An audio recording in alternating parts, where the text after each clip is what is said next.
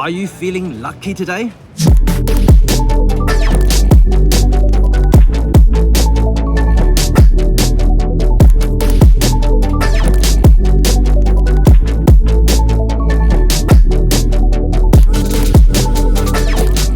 Welcome to my latest Photography 101, and today I want to talk about luck.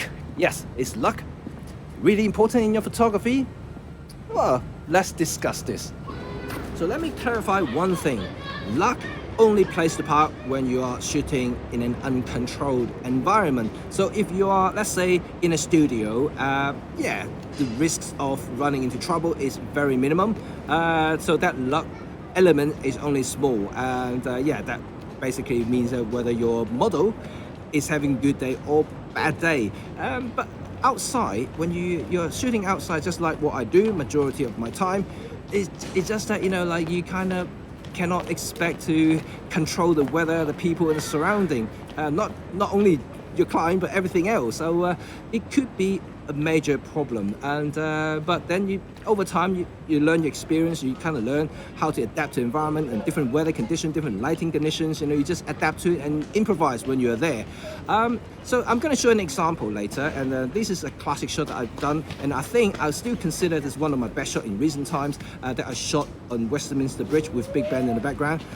So I can tell you the difference between this shot that I did a few years ago and compared to what I see today, and why it is luck. So before I talk about luck, and I do a little sidetrack because I want to show you guys something that I'm using today to film this particular episode. First of all, I'm not wearing any mic at all. Everything is from the iPhone, so bear with me if you do hear some wind noises or some unwanted kind of ambient noises, because I forgot to bring my mic. So everything is directly from the iPhone. I'm also using the Cheng gimbal as well with facial tracking, so you can see that it actually works very well while I'm moving around.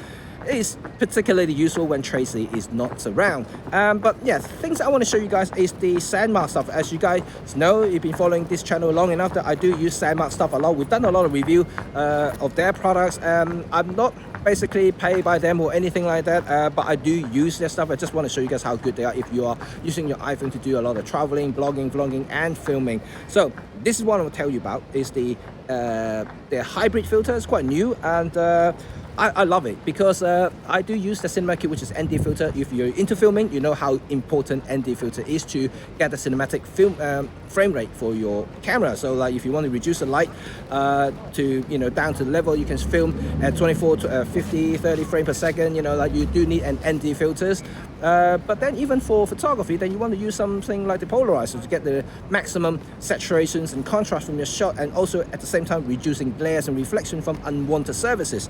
So that's why this one comes quite nicely. This is hybrid, which combines both ND and polarizers, which is actually cool. So I want to show you one quick one because I'm using it today, and you can actually see what the actual thing it looks like. So this is the ND hybrid thing. So you can turn the front element, of course, because it's a polarizer, so you can change the polarity of the angle of light by just turning the front element. But it's also double as an ND as well, so it's really cool.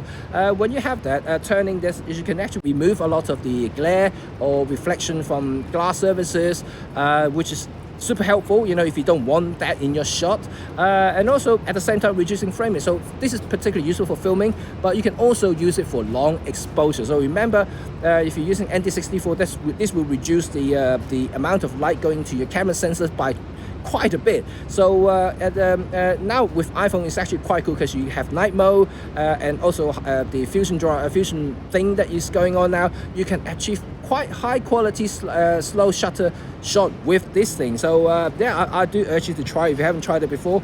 The pack comes with 3 filters, so you have 3 different strengths with ND. So you have 16, ND16, ND32, and ND64. So you have a choice. So really good stuff. So this is what I'm using today to film this particular episode. So hopefully you guys enjoy this. So let's go back to luck.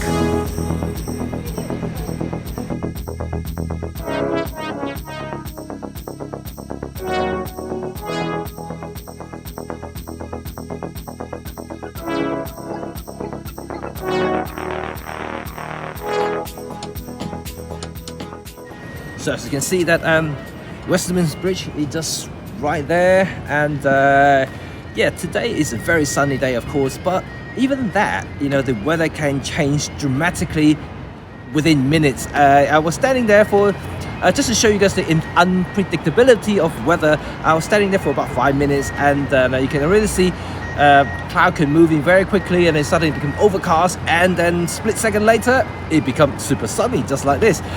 It's really hard to predict. So when you are shooting in a location, time is a pressing matter, because your client may have booked you for 15-20 minutes or half an hour.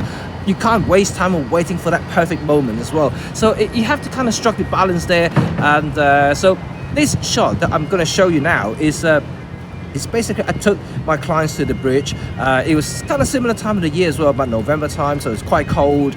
And what I did not expect is that we had fog that day, and then of course London was famous for their London fog in the old times, and yeah, we don't have fog these days, so it's quite a rare occasion, and I do think the London fog can be very romantic. So it was a couple shoot, and they booked me in the morning for an hour, and I was just walking down the bridge here. So it's kind of, I planned a shot, I kind of know what I was going to go for, but then when I turned up, that fog just there, and then so what I was thinking is, what can I make use of the fog, to make it extra romantic, extra timeless, extra iconic. And so what I did was, instead of because you can't see the Big Ben clear anyway because of the fog, so I decided not to show the entire Big Ben. So I'm going to show a section of it, but what more importantly, because you can see kind of like 10 meters ahead of you, I placed them in the middle of the Westminster Bridge, so that you can still see the detail of the bridges. And then the Big Ben in the background was actually just kind of, you can just about see it. It's more like a shadow in a way, but it turned out really good, especially in black and white form, and that it became a classic shot. My clients super loved it, and then also like that particular shot, when I posted on social medias, it became a viral shot, and then people everywhere were jumping up and down, were asking how can you get that shot and things. And all I could say is, a little bit of a luck playing my part, and then but having said that, you kind of still have to improvise. You still need to use your knowledge and skill and experience as a photographer to make use of that situation. But that really, I think, just want to talk to you guys about is the luck part of it. So it just can't always expect the best, whenever you're going out and shoot. It's simply not the case, and I've shot in all kinds of really rubbish weather conditions, whether rainy, windy, it's just not always like this, and but most of my clients always love the shots because I make use of the elements. So this is something I want you guys to appreciate, especially when you're doing outdoor photography. It's not something that you can actually calculate in most cases. You can plan a location, like I mentioned. You can plan as much as you want to, all kinds of desktop studies that you want to do, making sure the lighting angle, the sunrise sunset angle, timing, the perfect minutes to take that shot. When you turn up a location, it may not even happen. So don't kick yourself for that, because when you're shooting outdoor, there's not much you can do about it. So yeah, bear that in mind.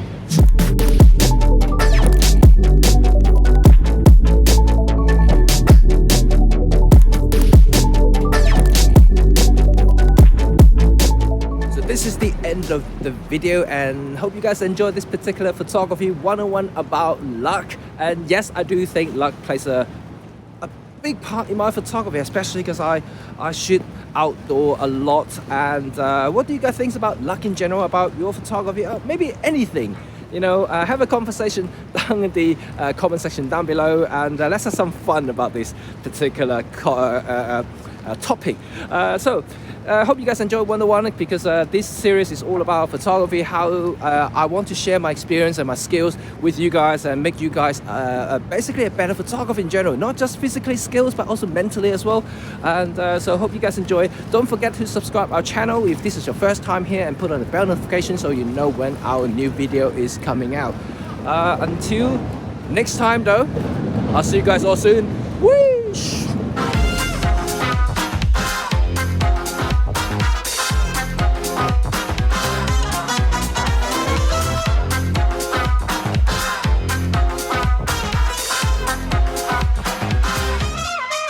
Noise is what I have to constantly deal with in London.